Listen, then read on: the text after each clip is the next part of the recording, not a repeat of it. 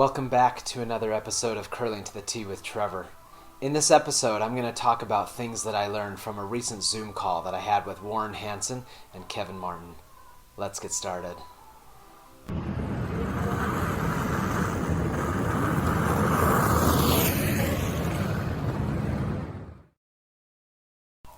Warren Hansen is a Canadian retired curler. He played and won the 1974 Brier. He's served as Director of Event Operations for Curling Canada. He's also served as a business development consultant, and he played a major role in getting curling into the Olympics. Kevin Martin is also a Canadian retired curler. He is an Olympic, a world, and a four-time Canadian champion, and a member of the World Curling Hall of Fame. He is considered by many commentators and former and current curlers to be one of the greatest curlers of all time.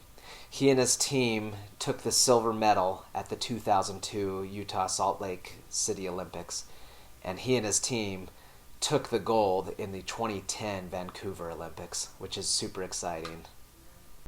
One of the members from our league, named Ryan, was able to set up this Zoom call. This Zoom call consisted of Jim Jerome, Warren Hansen, and Kevin Martin. And then we had a number of members from our league also join this Zoom call. It was really exciting to be able to hear the stories and their experiences from how curling has evolved over the years and how it has evolved to the sport that it is today. It was also super exciting to be able to talk about what we could do to get dedicated ice for our curling league. Because currently at the Utah Olympic Oval, we are sharing our arena ice with speed skaters and figure skaters. Kevin Martin is also a professional ice maker. He shared with us that if you can get more pure water, the better the curling sheet. What was also exciting in this call was Ryan shared with him that we are using the same curling stones that were used in the 2002 Olympics in Salt Lake.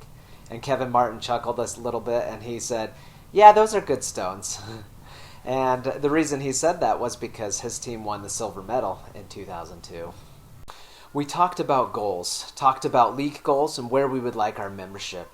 Not only that, but we talked about personal goals and things that we could do to become better curlers ourselves.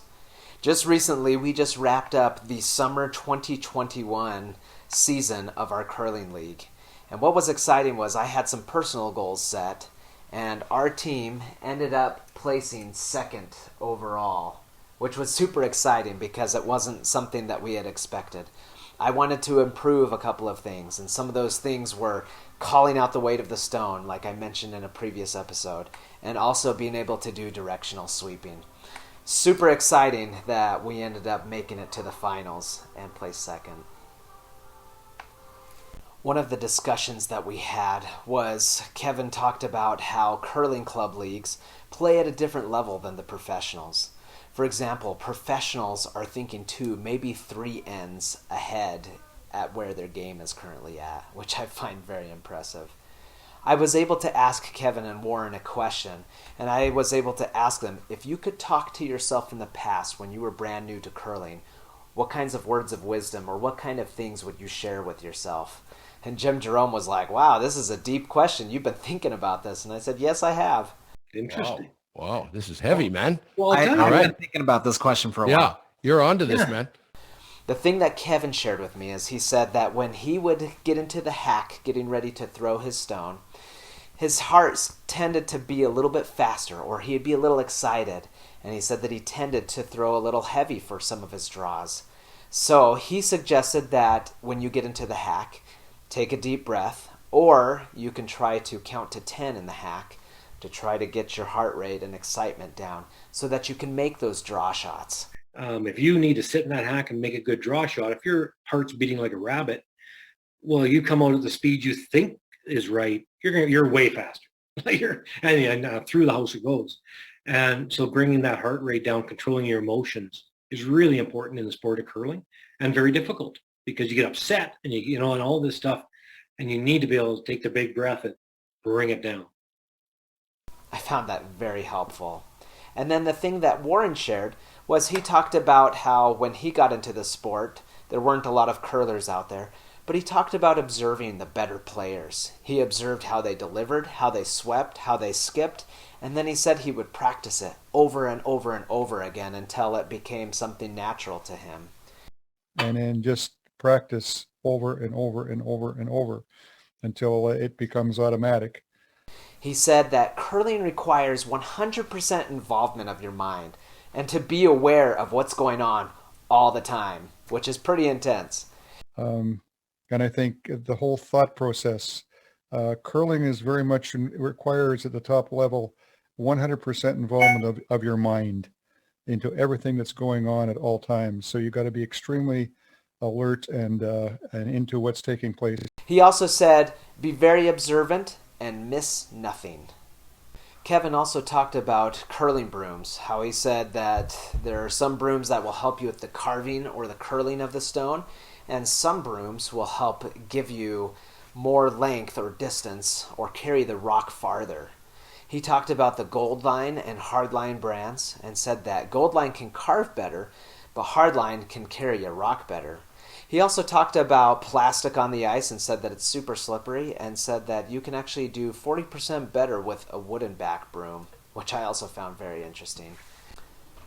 He talked shortly about shoes and not getting rounded Teflon shoes, especially for beginners, because this can be something that's very hard for them to adapt to in the beginning of curling once they're getting started.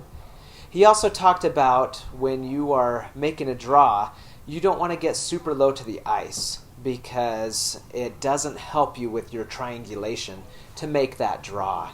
So getting lower to the ice can help with takeouts, but not draws, which I found was very informative. So if your eyes are too low to the ice, you're not going to be a very good draw player because the triangle's obviously a lot thinner than if you're up high with your torso up high. More triangulation, you can judge the distance better. People going really low can be really good hitters, but not you very good at drawing usually. One of the things we learned was at the club level, you want to focus on your team's best skills. For example, if a lead can throw a better out-turn than an in-turn, you want to have them make those kind of shots, and you want the skip to make those kind of calls. The things that they aren't so good at, they should be practicing outside of a game. One thing that Warren shared with us is he said, let the skip run the game so that they can make the shots. One of the things that he has observed, even amongst some of the professionals as well, is he said there's been too much discussion on the ice, and it really should be left up to the skip since he or she will be making the final shots, and they should be comfortable making the shots that he or she know that they can make. You seem to see some interesting situations today, and maybe Kevin could comment as well. Often I think I see there's a way too much chattering going on in many circumstances and too many opinions being offered. And I always look at the fact is how you shape up an end and how things are happening. Very much is relying on the guy that's throwing the last rock because he knows what he's going to be comfortable doing with that final stone. And to some degree, he's going to build the end that way. And for the lead to come in and say, no, I think we should do this, or insist that you're going to do something else, may put the skip a little bit in the wrong direction.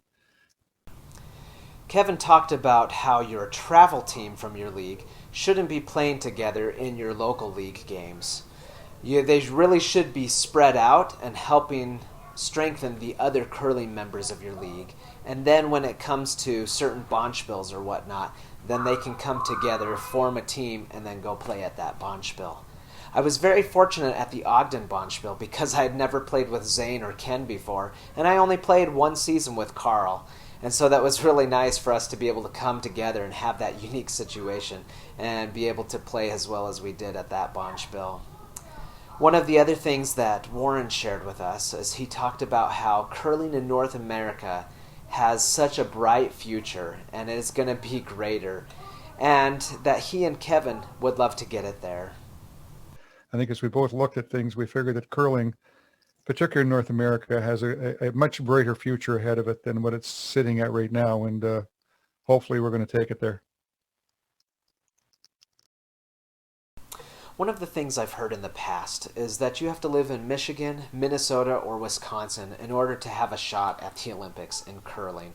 I find this very sad because I believe there are some talented curlers out there spread out across the country. One of the things Kevin talked about is when he went to the Olympics, his team didn't all consist of members from the same club or from the same province, but that they were spread out. One of the things that impressed me in the United States Nationals was that there was a team that consisted of members who all came from different clubs in different states. And I hope that there are those opportunities that are given to curlers to be able to give them their best shot and to give them this opportunity. That sums up the Zoom call that we had with these guys. It was a lot of fun, and there was a lot of things that I learned, and a lot of things to remember in my future curling as well. I hope that you learned something too and that you enjoyed this episode, and we'll see you next time.